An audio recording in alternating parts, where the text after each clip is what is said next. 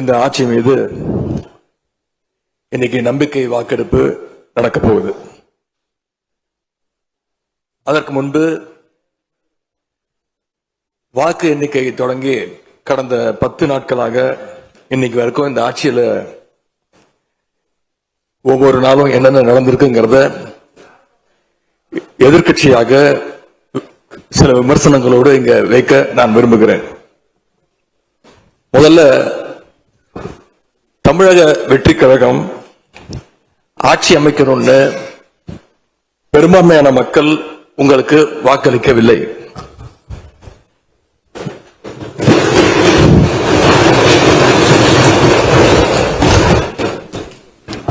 நடந்து முடிந்த சட்டமன்ற தேர்தலில் பதிவான வாக்குகள் சுமார் 4,93,25,000 வாக்காளர்கள் வாக்களிச்சிருக்கிறாங்க. தற்போதைய ஆளுங்கட்சிக்கு வாக்களிச்சவங்களுடைய எண்ணிக்கை எவ்வளவு தெரியுமா? 1,72,26,000 தான். மீதம் இருக்கக்கூடிய சுமார் 3,21,00,000 பேரும் நம்பிக்கை கோருகின்ற இந்த கட்சிக்கு, உங்க கட்சிக்கு எதிராக வாக்களிச்சிருக்கிறாங்க என்பதை நீங்க புரிஞ்சுக்கணும். அதாவது கிட்டத்தட்ட 65% மக்களால நிராகரிக்கப்பட்ட ஒரு ஆட்சி மேல எங்களுக்கு மட்டும் இல்ல, உங்களுக்கு வாக்களிச்ச மக்களுக்கே கொஞ்சம் கொஞ்சமா நம்பிக்கை குறைஞ்சிட்டு வருது. அடுத்து மிக முக்கியமான ஒண்ணு நம்பர்ஸ், மெஜாரிட்டிக்கான நம்பர்ஸ். நம்முடைய சட்டமன்றம் 234 உறுப்பினர்களை கொண்டது. மேஜிக்கல் நம்பர் சொல்லுவாங்க.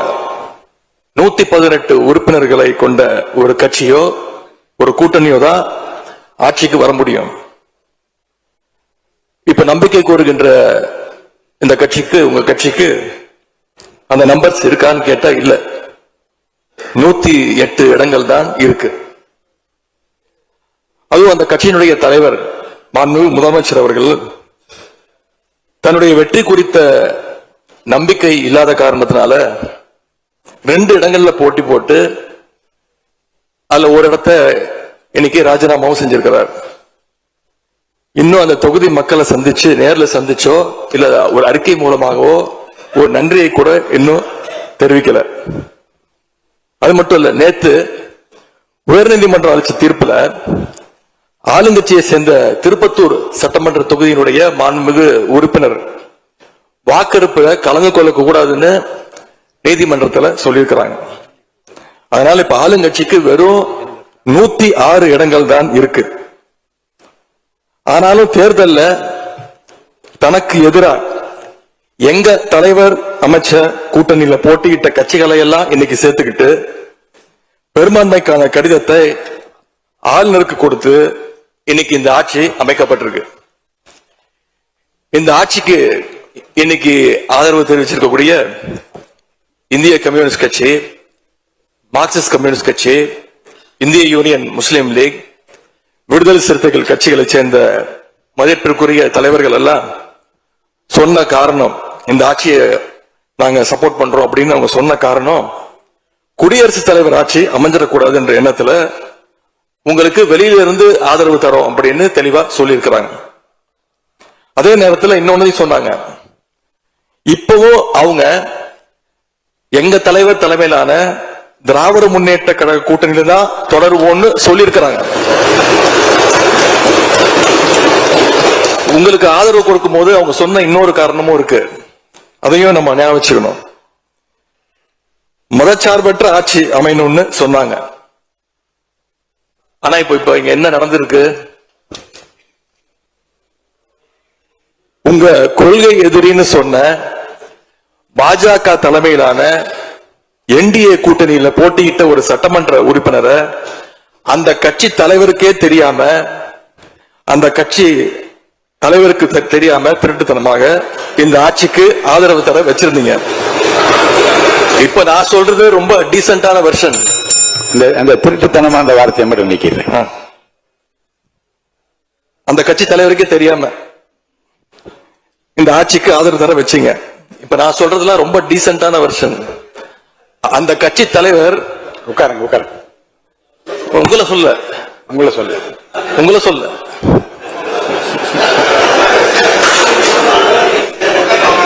காமராஜ் உட்காருங்க. மாண்பு உறுப்பினர் காமராஜ் உட்காருங்க. மாண்பு உறுப்பினர் காமராஜ் உட்காருங்க. மாண்பு உறுப்பினர் காமராஜ் உட்காருங்க. இப்ப நான் சொன்னதுல ரொம்ப டீசென்டான விஷயம். அந்த கட்சி தலைவர் திரு டிடிவி தினகரன் சொன்னது என்ன தெரியும்? சொன்னாரு, ஆட்சிக்கு வர்றதுக்கு முன்னாடியே குதிரை பேரத்துல ஈடுபடுறாங்கன்னு சொன்னார். நேற்று சொல்லியிருக்கிறாரு, மாற்றம்னு சொன்னீங்க, இது மாற்றம் இல்ல துர்நாற்றம் அப்படின்னு சொல்லியிருக்கிறார்.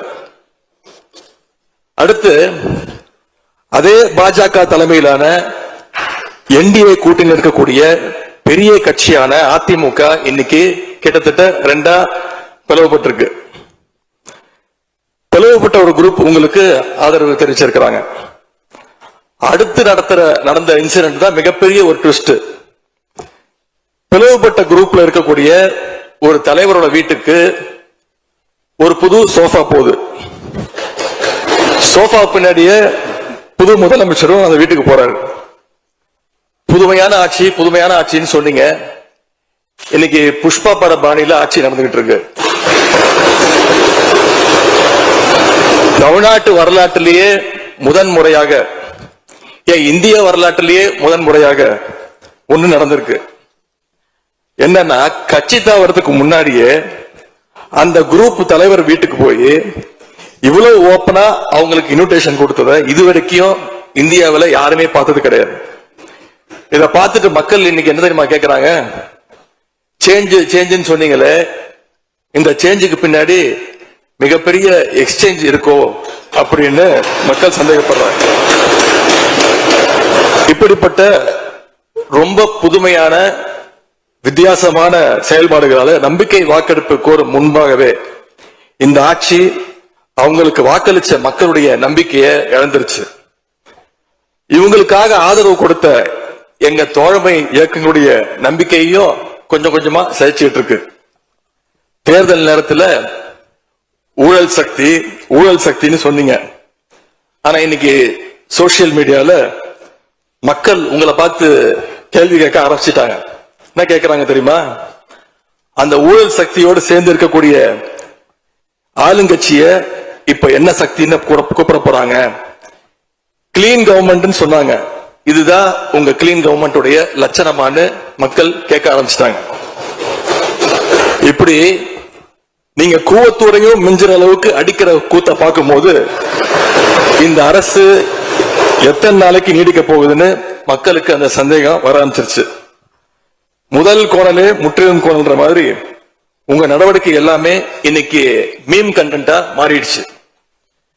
மாண்பு முதலமைச்சர் அவர்கள் தன்னுடைய தேர்தல் பிரச்சாரத்தில் பெயர் சொல்லக்கூட தயங்கிய அந்த மற்றும் சிலர் கட்சியிலிருந்து ஒரு சிலரை நேற்று சந்திச்சிருக்கிறார். அந்த மற்றும் சிலரில் இருந்து ஒரு சிலர் அமைச்சராக வருவதற்காகவும் வாய்ப்புகள் இருந்த செய்திகள் வருது. அந்த வருங்கால மற்றும் சிலர் மாண்புகளுக்கு எங்களுடைய அட்வான்ஸ் வாழ்த்துக்கள்.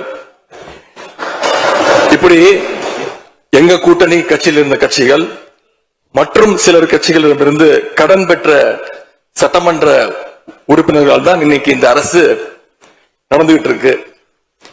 இப்படி எம்எல்ஏக்களை எல்லாம் கடன் பெற்று ஆட்சி நடத்துகின்ற முதலமைச்சர் தான் அளித்துள்ள போலி வாக்குறுதிகளை நிறைவேற்ற முடியாதுன்னு தெரிஞ்ச உடனே முந்தைய அரசு, அதாவது எங்களுடைய அரசு, வளர்ச்சிக்காக பெற்ற கடன் குறித்து தவறான கருத்துக்களை தந்து மக்களை இன்னைக்கு திசை திருப்ப முயற்சி செஞ்சு கொண்டிருக்கிறார்.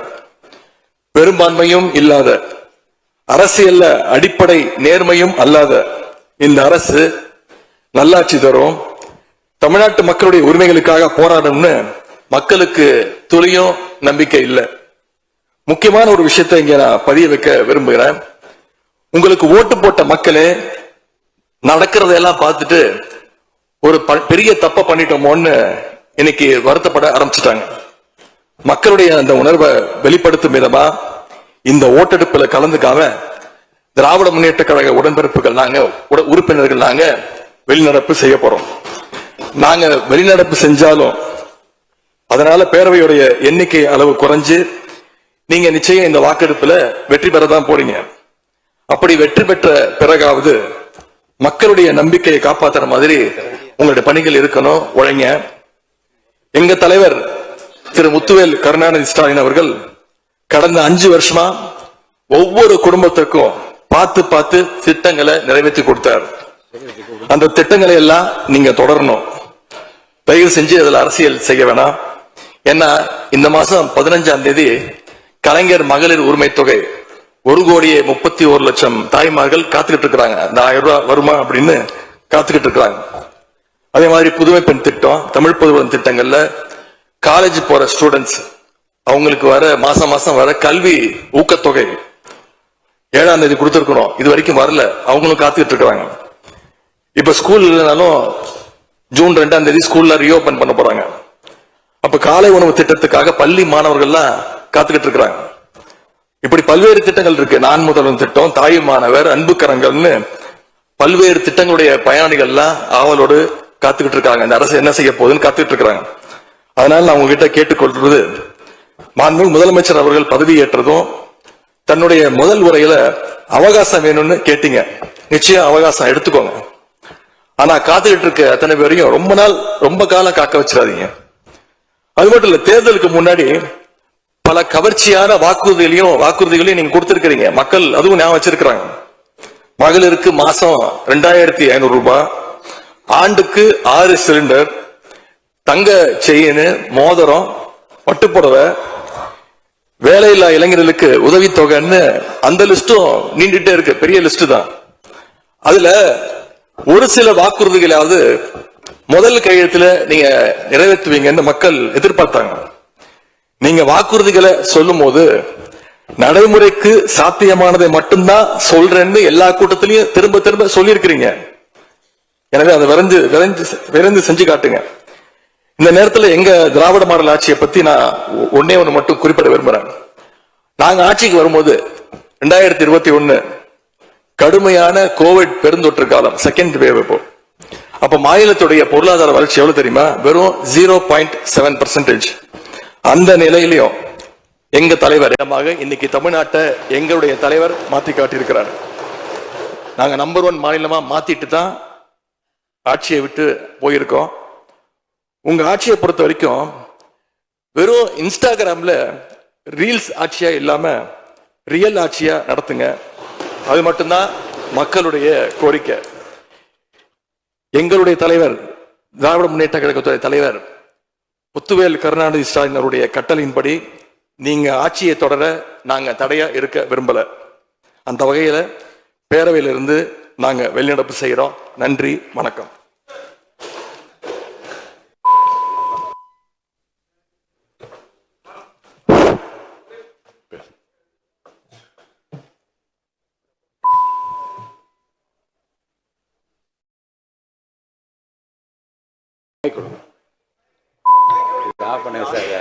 மாண்புமிகு பேரவைத் தலைவர்களே, மாண்புமிகு எதிர்க்கட்சி தலைவர் குறிப்பிட்ட பொழுது கோவத்துறை குறிப்பிட்டு சொன்னார்கள். கோவத்துறையில் இருந்துள்ள அத்தனை பேரும் அனைத்து இந்திய அண்ணா திராவிட முன்னேற்ற கழக உறுப்பினர்கள். நான் முதலமைச்சராக தேர்வு செய்யப்பட்ட பிறகு நம்பிக்கை கோரும் தீர்மானம் சட்டமன்றத்தில் வருகின்ற பொழுது 122 பேரும் அனைத்து இந்திய அண்ணா திராவிட முன்னேற்ற கழக உறுப்பினர்கள் வாக்களித்துத்தான் நான் முதலமைச்சர் ஆனேன் என்பதை பதிவு செய்து கொள்கிறேன்.